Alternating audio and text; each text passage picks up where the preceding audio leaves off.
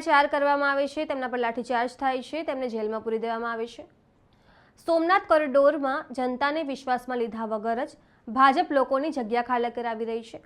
ભાજપ હવે ગુંડાગીરી પર ઉતરી આવી છે। આ વાત અમે નથી કહી રહ્યા, પણ આમ આદમી પાર્ટીના પ્રદેશ અધ્યક્ષ સુદાન ગઢવીએ કહી છે। હાલમાં જ આમ આદમી પાર્ટીએ પરિવર્તન લાવો ખેડૂત બચાવો યાત્રાની શરૂઆત કરી છે। આ યાત્રાની શરૂઆત સોમનાથથી થઈ છે, ત્યારે 108 દિવસ જેલવાસ ભોગવ્યા બાદ પ્રવીણ રામ પણ આ યાત્રામાં જોડાયા છે। નમસ્કાર, હું છું ચંદ્રિકા પુત્રી નિરાલી। आओ सांभळीए आ यात्रा में ईसुदान गढ़वी અને પ્રવીણ રામે શું કહ્યું। આજે ભગવાન સોમનાથ દાદાના દર્શને અમે પધાર્યા છીએ।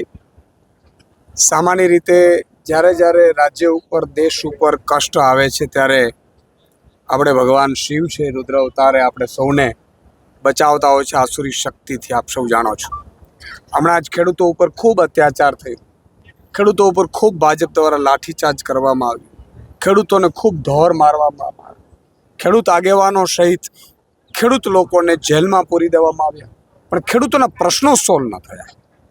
આજે જે ખેડૂતોને સજા પડી, ખેડૂત આગેવાનો જેલમાં રહ્યા, અમારા પ્રવીણભાઈ રામ જેલમાં રહ્યા, અમારા બધા આગેવાનો જેલમાં રહ્યા। કદાચ અમને એવું હતું કે જેલમાંથી આવ્યા બાદ ત્યાં સુધી ખેડૂતોના પ્રશ્નો સોલ્વ થશે, પરંતુ ના થયા। એટલે આમ આદમી પાર્ટીએ ખેડૂતોની લડાઈ છે એ ચાલુ રાખવાનું નક્કી કર્યું છે। જ્યાં સુધી ખેડૂતોને યોગ્ય ભાવ નહીં મળે, ખેડૂતોને સિંચાઈની વ્યવસ્થા નહીં મળે, ખેડૂતોને હાઈ ટેન્શનના લાઇનના નામે જે રીતે અંગ્રેજોની જેમ અત્યાચાર કરવામાં આવે છે, ખેડૂતોને બિયારણ ખાતર ટાઈમે મળતું નથી, ખેડૂતો ઉપર ચારે બાજુથી અત્યાચાર થાય છે, પાક વીમા યોજના નથી મળતી, કમોસમી વરસાદમાં પણ ખેડૂતોએ પલળવાનું અને ખેડૂતોના માલને પણ પલળવાનું, એપીએમસીમાં લૂંટ ચલાવવાની। એટલે આ બધા મુદ્દાઓ છે જેને લઈને આજે અમારા આગેવાન પ્રવીણભાઈ રામ અને મનોજભાઈ સોરઠિયાની આગેવાનીમાં સોમનાથથી ગાંધીનગર સુધી યાત્રા જે નક્કી થયું છે। 7 તારીખે સાંજે યાત્રા ગાંધીનગર પહોંચશે અને આ યાત્રામાં અમે ખેડૂત આગેવાનોને મળવાના છીએ, ખેડૂતના જે સંગઠનો છે એમને પણ મળવાના છીએ, ખેડૂતો સાથે મળવાના છીએ, ગામો ગામ જવાના છીએ, ખેડૂતોની સમસ્યાઓ સાંભળવાના છીએ, ખેડૂતોને જે વિવિધ મુદ્દાઓ છે એને સાંભળવાના છીએ અને અલ્ટિમેટલી 8 તારીખે એક ખેડૂત મહાસંમેલન ગાંધીનગરમાં આયોજન કરવામાં આવ્યું છે, જ્યાં માનનીય અરવિંદ કેજરીવાલજી પણ પધારવાના છે। આજે યાત્રાનો પ્રસ્થાન કરાવી અને દરરોજ લગભગ ઓલમોસ્ટ 2 થી 3 વિધાનસભાઓમાં આ યાત્રા ફરશે અને માનનીય પ્રવીણભાઈ રામ, માનનીય મનોજભાઈ સોરઠિયા અને સૌ ખેડૂત આગેવાનોની સાથે આ યાત્રા ખેડૂતોની વચ્ચે જવાની છે।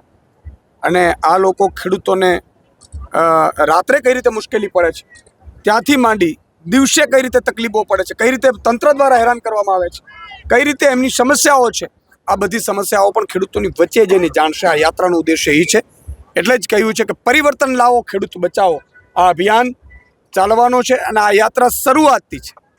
આ યાત્રા આજથી શરૂ થાય છે, 8 તારીખે પૂરી થશે અને એના બાદ પણ આ ખેડૂતોની માટે, આ ગુજરાતની જનતા માટે અમે વિવિધ તબક્કે આંદોલનો, યાત્રાઓ ચાલુ રાખીશું।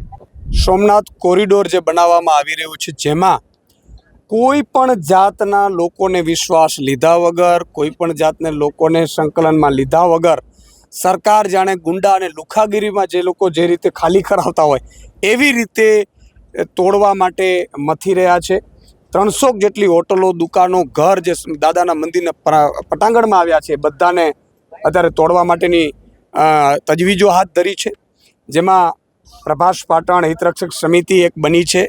ખરેખર એમને વિશ્વાસમાં લેવા જોઈતા હતા, એમણે શું આયોજન કર્યું છે તો કયા તબક્કામાં કર્યું છે, એમને શું વળતર મળશે, કેવી રીતે વળતર મળશે, કઈ રીતે એમની માંગો છે એની માંગો કઈ રીતે પૂરી કરવામાં આવશે, આ બધી વાટાઘાટો થવી જોઈએ। આ તો એક સમય હતો કે જ્યારે ગુંડાઓને, લુખાઓને ગમે કે આ જમીન આપણે ખાલી કરાવી છે એટલે 2 4 5 ગુંડાઓ આવે, લુખાઓ આવે અને ધમકીઓ આપે, રાતોરાત દસ્તાવેજ કરાવી લે। મેં સાંભળ્યું છે કે સરકાર આના ઉપર ઉતરી આવી છે, તંત્રને ગુંડાઓ બનાવી। આ તંત્ર કલેક્ટર હોય, એસપી હોય કે વહીવટી તંત્ર હોય, એની જવાબદારીઓ શું છે? લોકોની વચ્ચે જવાની, લોકોની સુનાવણીઓ કરવાની, લોકોની વચ્ચે જઈ એમની રજૂઆતો સાંભળવાની હોય અને પછી એમાં શું શું થઈ શકે એ બાબતે કરવાનું હોય। તમે તો જાણે એવી રીતે ઉતરી પડ્યા છો કે એ લોકો જાશે ક્યાં? માની લો ગુંડાઓ લુખાઓ હોય તો એ લોકો અદાલતમાં જશે, તમારી પાસે આવશે. હવે તમે સરકાર જ જો ભક્ષક બનશે ને એ જ લોકો કહેશે કે તમે આ 70 વર્ષથી રહો છો અને તમે ખાલી કરીને હવે વયા જાઓ, અમે તોડવા આવ્યા છીએ, તો આ તો કઈ રીતે યોગ્ય છે? આ લોકતંત્રમાં આજ તો મજા હતી લોકતંત્રની કે લોકોને પૂછીને, લોકો વડે, લોકો કહે એવી રીતે ચાલવાનું હોય છે. એમાં કોઈ આપણે નક્કી કરી રાતોરાત ઓફિસમાં એવી રીતે ના હોય. એને સાંભળો.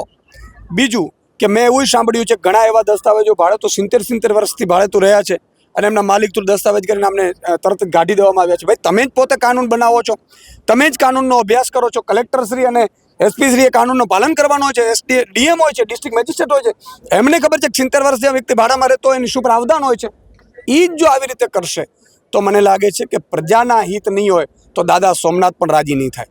આપણે દાદા સોમનાથને પણ રાજી કરવાના છે. દાદા સોમનાથને રાજી ત્યારે જ કરશું જ્યારે દાદા સોમનાથની પ્રજા છે, રૈયત છે, એને સાંભળવામાં તંત્ર આવે. અને આમ આદમી પાર્ટીનો એક કાર્યકર્તા, એક સૈનિક આ કોરિડોર મામલે પ્રજાની સાથે છે. ચોક્કસથી ભોળિયાનાથના મંદિરમાંથી આજે શંખનાદ થયો છે. સોમનાથની પાવન ધરતીની અંદર માનની ઈશુદાનભાઈ ગઢવી, માનની મનોજભાઈ સોરઠિયા અને અમારા તમામ આગેવાનોની હાજરીમાં અમે અત્યારે ભગવાન સોમનાથના દર્શન કરી અને પરિવર્તન લાવો ખેડૂત બચાવો યાત્રાનું અહીંયાથી પ્રસ્થાન કરી રહ્યા છે. ભગવાન ચંદ્રએ પણ એમના શ્રાપમાંથી મુક્તિ લેવા માટે અહીંયા ભગવાન સોમનાથની અંદર એમણે તપ કર્યું હતું.